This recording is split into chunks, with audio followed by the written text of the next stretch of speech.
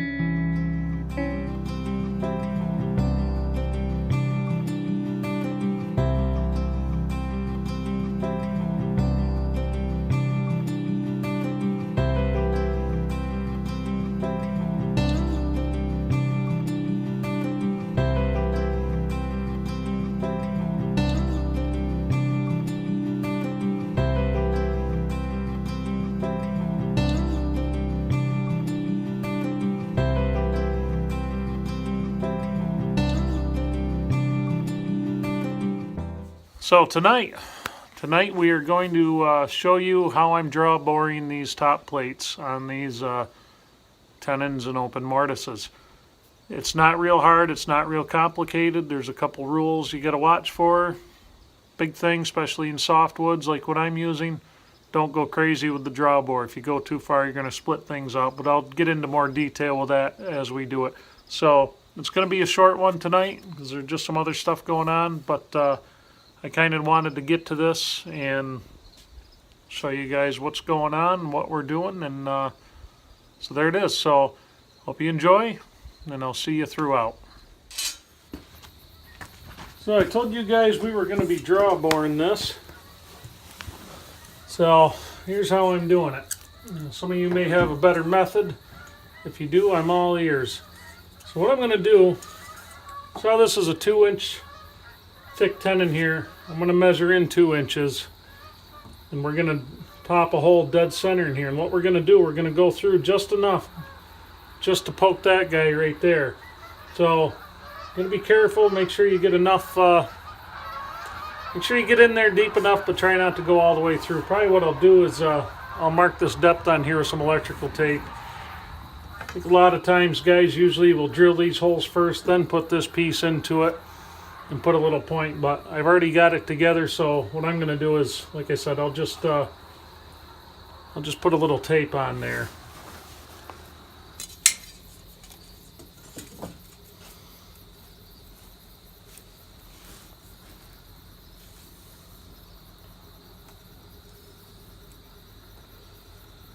It's a 2-inch thick tenon. So I'm going to measure in 2 inches. Remember, standard layout rule, 2 by 2 layout. But instead of only going 2 inches down, we're going to go our 2.5 right there. Now we're going to see if I could drill this thing square.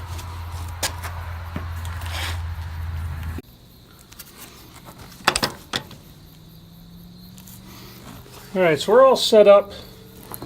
We got our hole marked out.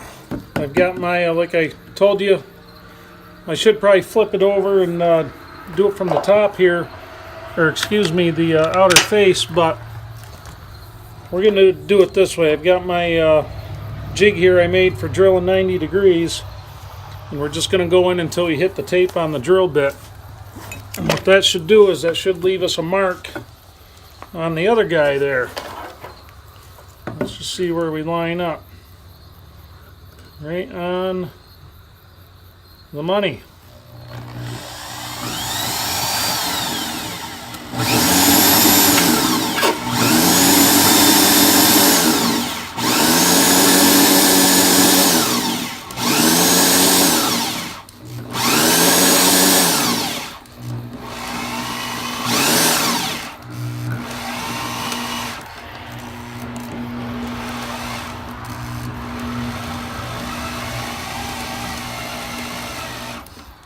There we go.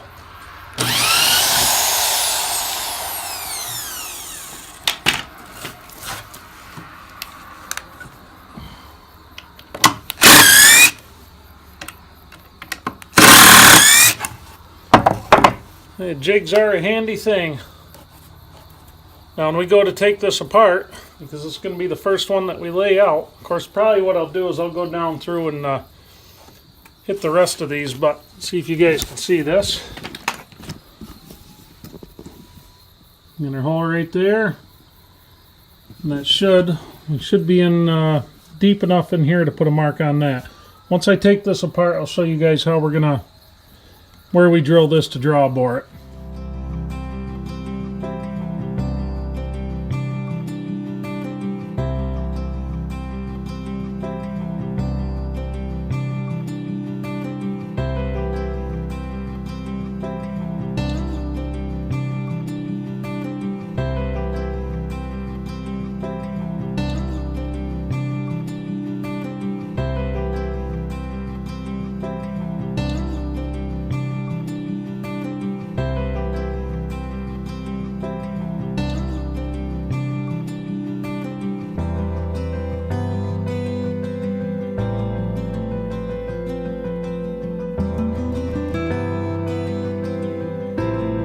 Alright guys, we talked about, let me show you the draw bore method a little bit. Now, you can see I got this off center a little bit. Not too bad, but it's enough.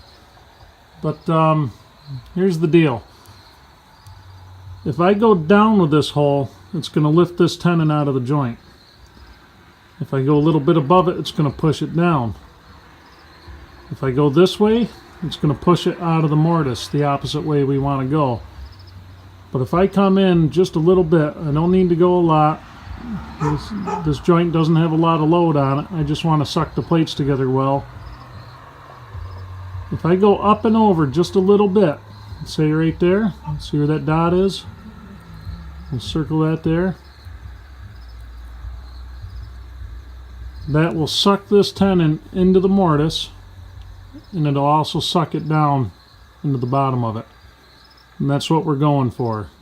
So you guys would like to see that. Also want to point out that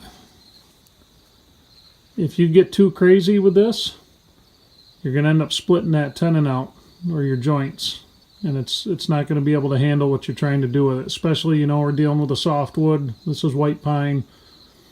No, like I said, I probably only need to go maybe 1/8 by 1/8 up and over. I don't have to go a lot, but like I said, you go too far with it and you're going to split stuff out, so be aware of that when you guys go to do this. You guys, I forget the thread, there's a lot of them on the forestry forum that deal with draw boring, and there's some good, really good posters on there who are much more knowledgeable than I am on it. And said if you Jim Rogers has some posts on it. Brad BB, I think his name is, has some really good, more on the engineering side, posts to doing this kind of thing.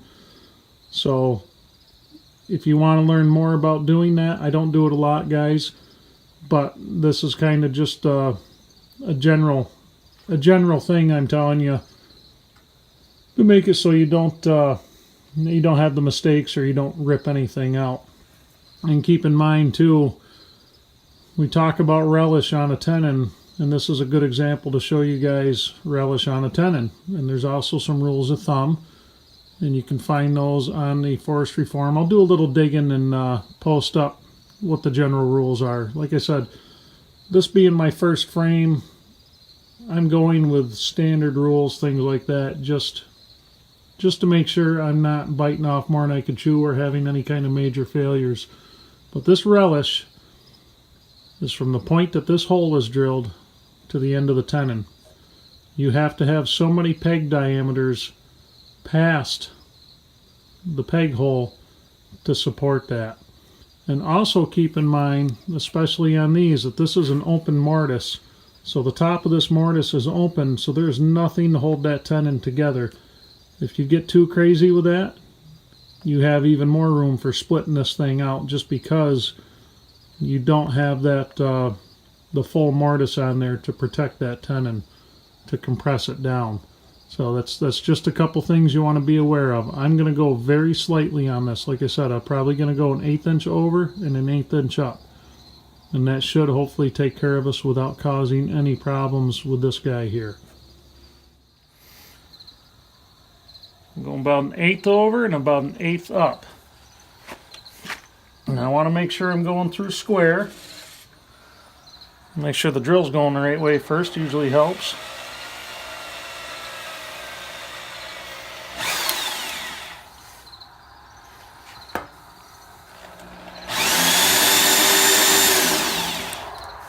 And check, make sure you're going through square and straight.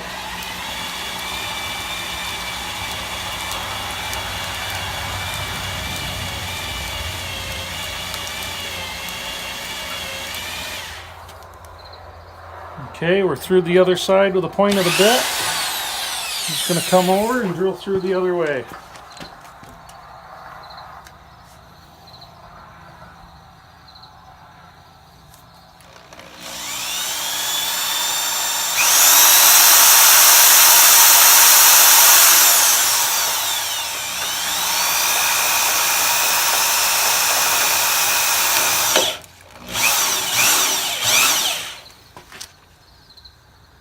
There we go. There's one draw bored hole for us. So I hope that helps you guys who are curious about doing that. I've heard different things, different ways people do that, and some are a lot more liberal with the distances they go. I'm not, like I said, I'm not doing that because I don't want to create any problems. Does this really? I don't feel that this really needs to be done for what I'm doing. I just want to suck these plates in as best as I can when I have them up there. So what we're going to do when this thing goes together with the rest of it up there, it's going to set, this hole's going to be offset just a little bit up and over, or up and in to this face. And then as we draw that in, that's going to suck it down and in a little bit into the mortise that it's going to go into. So, well, it's a short one tonight, guys, but I just wanted to, I came outside specifically tonight to show you guys draw boring. It's kind of a crap tutorial on it, but it gives you a basic idea of what it is and how it works. Getting set up now to finish. I've got the wall post laid out. We did that tonight. I drilled the top set of holes, and I forgot to do the bottom set all the way down, but that's not a big deal. I'll throw this one back on there and do it up. But so anyway, throughout the week this week, we're going to continue with these top plates.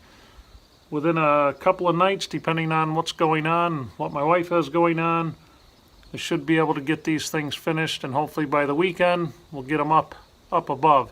And this is only one side, guys, so this is how long some of this takes. But like I said, it's a busy, life is busy, so you work on it when you can.